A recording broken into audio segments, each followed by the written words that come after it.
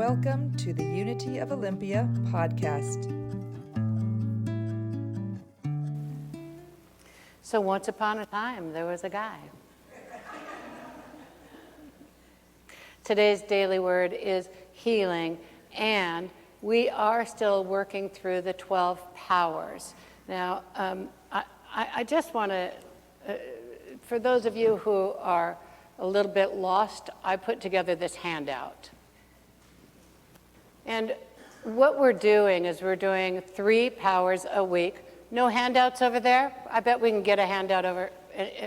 No? You can't have mine. I need it. Can I have one of yours? Here. I want everybody to have a handout, or at least one they can look at for now. Here you go, Carol.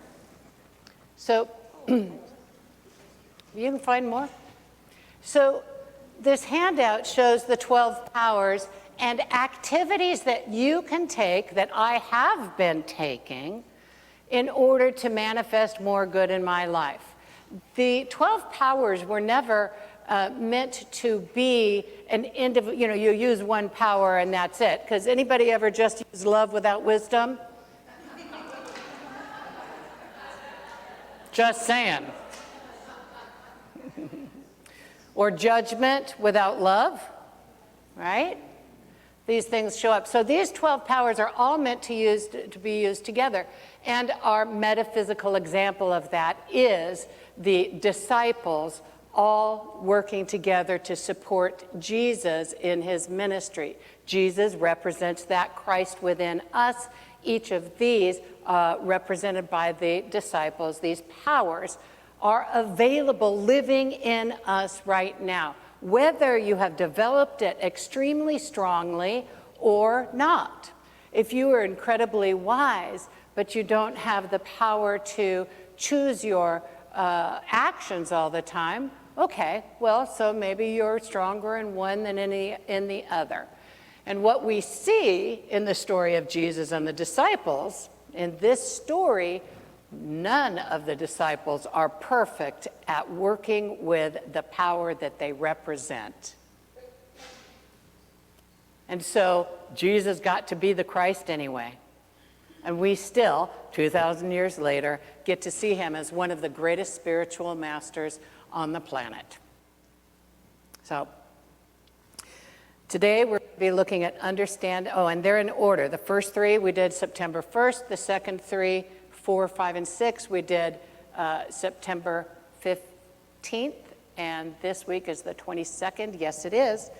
And we're going to be working with understanding, love, and power. Understanding, love, and power speak directly to our thoughts, words, and actions, affirming wholeness within ourselves and others. So this is going to be a theme today. We're just going to say that affirmation over and over. My thoughts, words, and actions affirm wholeness. Together? My thoughts, words, and actions affirm wholeness. Whew. Now say it like you mean it. My thoughts, words, and actions affirm wholeness. I want to read this story from the Message Bible. The Message is a version of the Bible that was written in American English not so long ago, based on the oldest Greek. Soon another feast came around, and Jesus was back in Jerusalem. Near the sheep gate in Jerusalem, there was a pool, in Hebrew called Bethesda, with 5 alcoves. Hundreds of sick people, blind, crippled, paralyzed, were in these alcoves. One man had been an invalid there for 38 years. Crazy. When Jesus saw him stretched out by the pool and knew how long he'd been there, he said, "Do you want to get well?" The sick man said, "Sir, when the water is stirred, I don't have anybody to put me in the pool. By the time I get there, somebody else is already in." Jesus said, "Get up, take your bedroll, and start walking." The man was healed on the spot. He picked up his bedroll and walked off. That day happened to be the Sabbath, the Jews stopped the healed man and said, it's the Sabbath. You can't carry your bedroll around. It's against the rules. But he told them, the man who made me well told me to. He said, take your bedroll and start walking. They asked, well, who gave that order to take it up and start walking?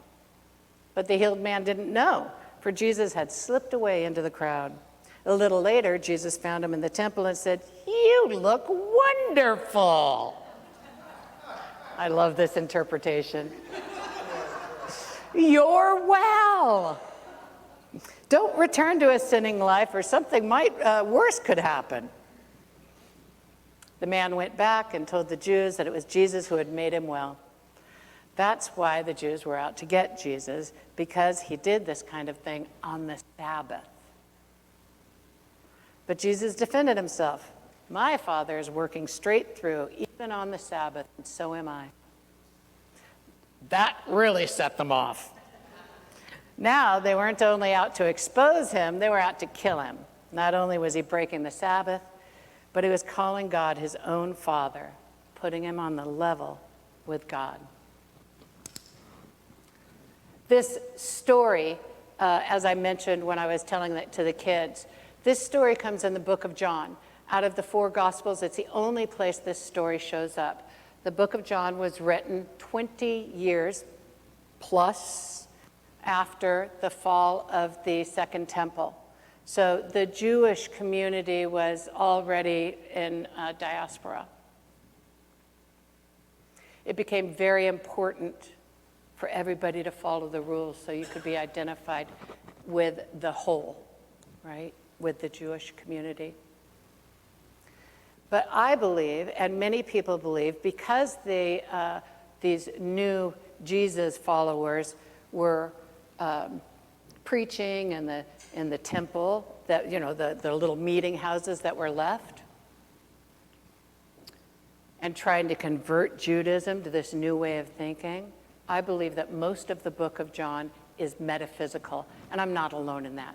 Most Bible scholars will not put the incidents that show up in the book of John as factual, which means that it is all a metaphysical story meant for us at any time, because that's what a myth is. A myth is true even if the facts aren't true.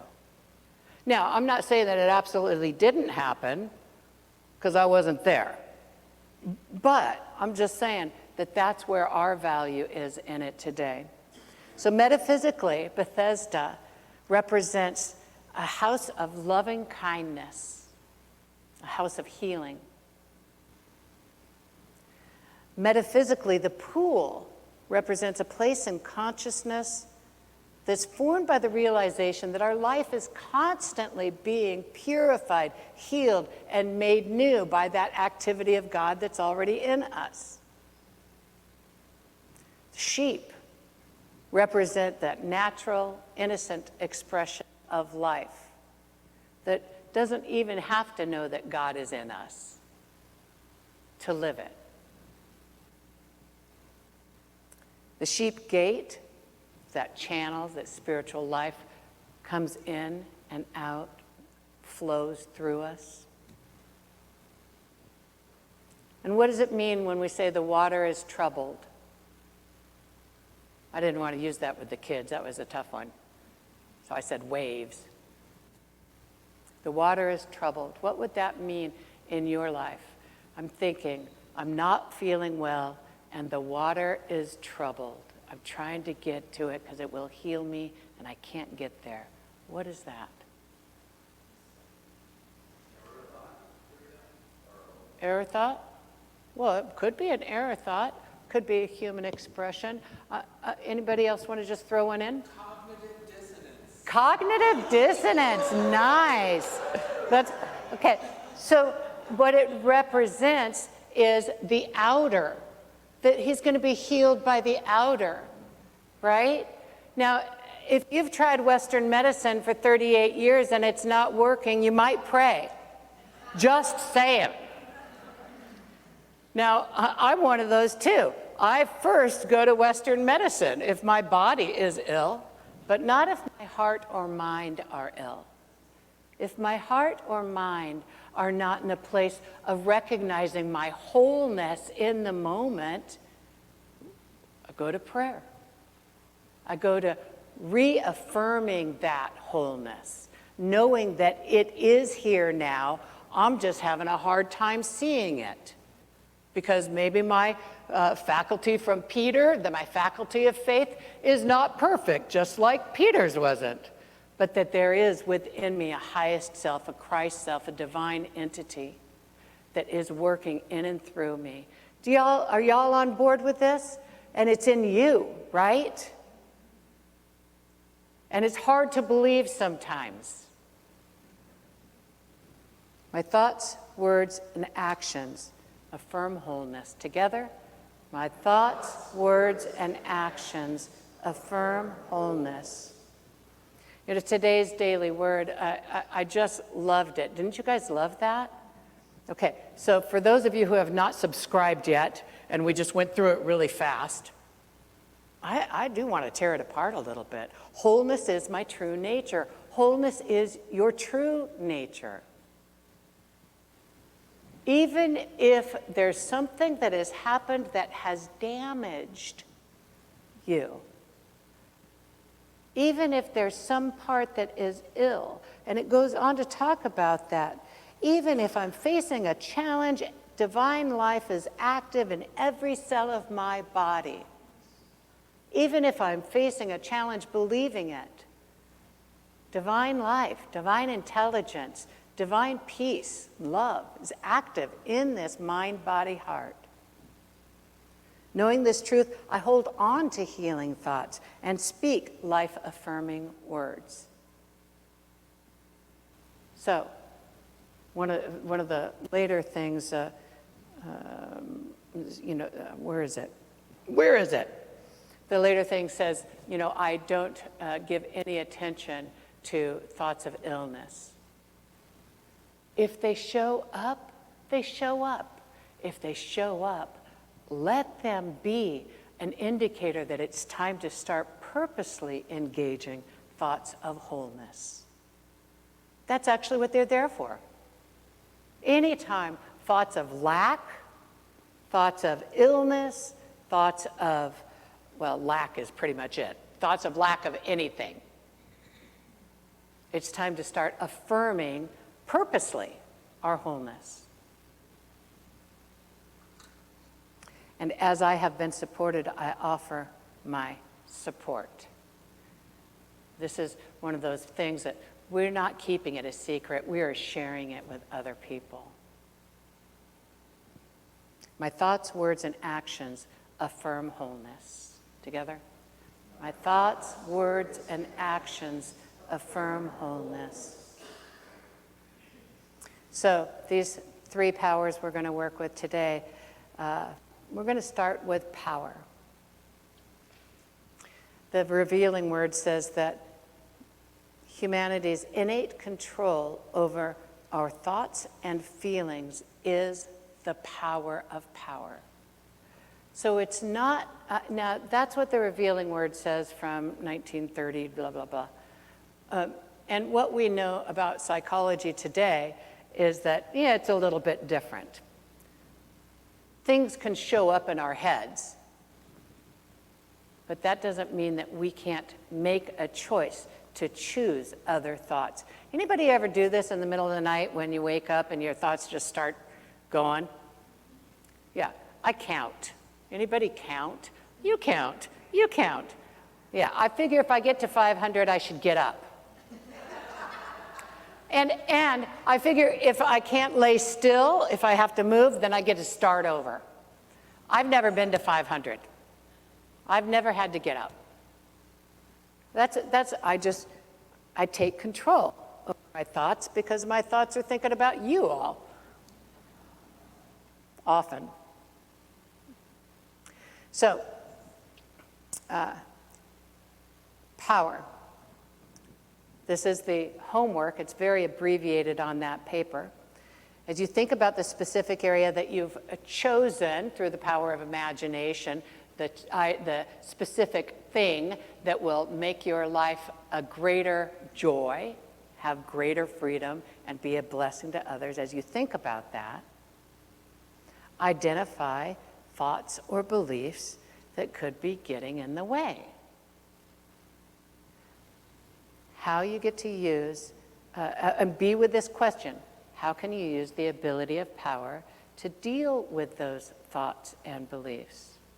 Now, then the real homework is make a list of the skills that you have to master to be successful in reaching your goal, whatever that thing was that you chose. Understanding, because these all go together. Power, understanding, and love. Revealing Word says the understanding is not done in the realm of form, but in the realm of ideas. It knows how to accomplish things. Spiritual understanding is the ability of the mind to apprehend and realize the laws of thought and the relation of ideas one to another. So that cognitive dissonance becomes a tool. When we have cognitive dissonance, when things don't match up, it's time to really engage that spiritual understanding. How can this be true? And that's true. That's time to start going within. So the homework on this one is to brainstorm specific things that you need to know and understand to be successful at reaching that goal.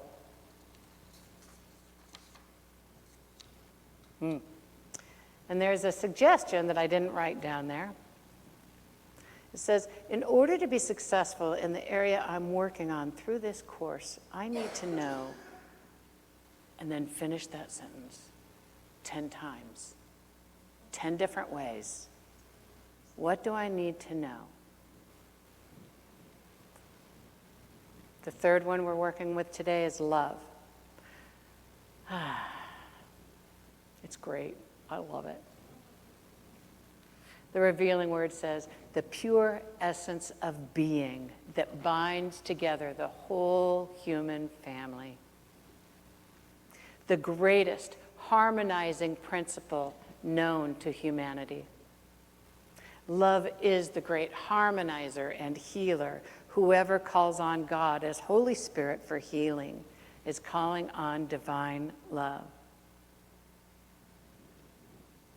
So as you're working with your goal, as you're thinking about that specific area, you might start thinking that force of attraction, that harmonizing force.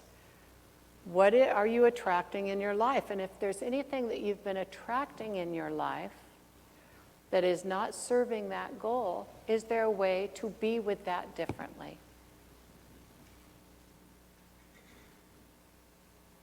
My thoughts, words, and actions affirm wholeness. Together? My thoughts, words, and actions affirm wholeness. So I want to just say, how does that work in that story of Jesus at the pool of Bethesda, right? What did he do? He walked in, he saw this guy sitting there, and he said, what's this about?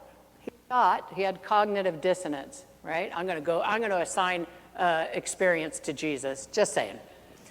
Hold on, everybody. Becoming the heretic. Says, this isn't right. And so he says, what is right? Well, what is right is that this man, just like later in that story, it says the Jewish priests thought that he was being bad because he put himself on the same level as God. He did that to everybody else too. He said, this man is an expression of God. That's what he thought. And then he said, do you want to get well? Well, then there's that question, that understanding. Do you want to? What's in the way? So the power of choosing thought, the power of understanding, spiritual understanding, and then the love. You want to get well? Well, then get up. Get up. I bet that with every single person here, you have already exercised these three together with someone that you have been with, that you heard their heartbreak, that you heard their fear, and that you decided to know the truth about them. You couldn't help but know the truth about them. You had to see their wholeness, that they were seeing themselves wrong. Yes? Yeah. So you held the truth for them. And you invited them, well, do you want to get well? And sometimes the answer is no. But when the answer is yes, when the answer is I'm trying, but I think I have to look outside myself, then we're given an opportunity to offer a different understanding that God is here now, and to love on that person the way that divine spirit calls us to love on all humanity. Yes? Yeah. These are practical tools. That's what Unity used to be called, practical Christianity. That was the tagline for a long time. And yeah, I know I'm all about the Bible this month. Those of you, this is just an opportunity for you to heal your stuff around the Bible. Those of you who are like, ah!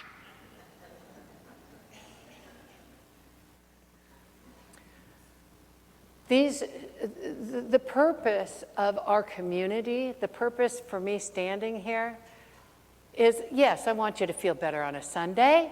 Absolutely, I want you to take that good stuff with you.